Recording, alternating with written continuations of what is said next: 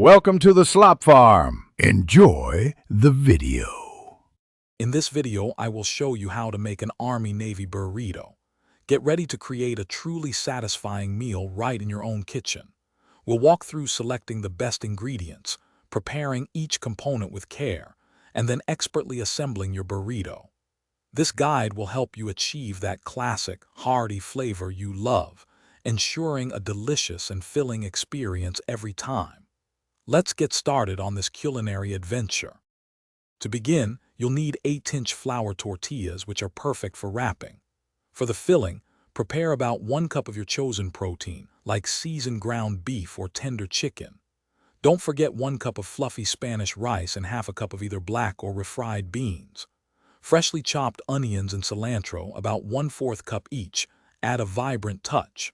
Finally, have shredded lettuce, your favorite salsa, and a dollop of sour cream ready for that creamy finish. Now let's get those fillings ready.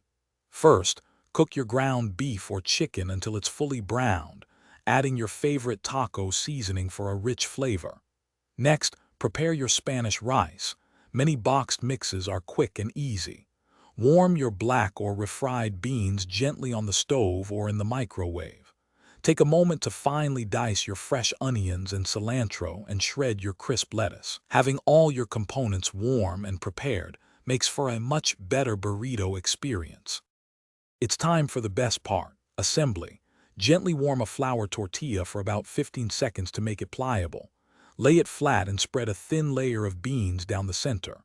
Next, add a generous scoop of Spanish rice, followed by your seasoned meat. Pile on the fresh lettuce, diced onions, and cilantro. Finish with a drizzle of your favorite salsa and a spoonful of cool sour cream. Fold in the sides, then roll it up tightly from the bottom, and enjoy your homemade Army-Navy burrito. Thanks for watching. Consider subscribing if we helped you today.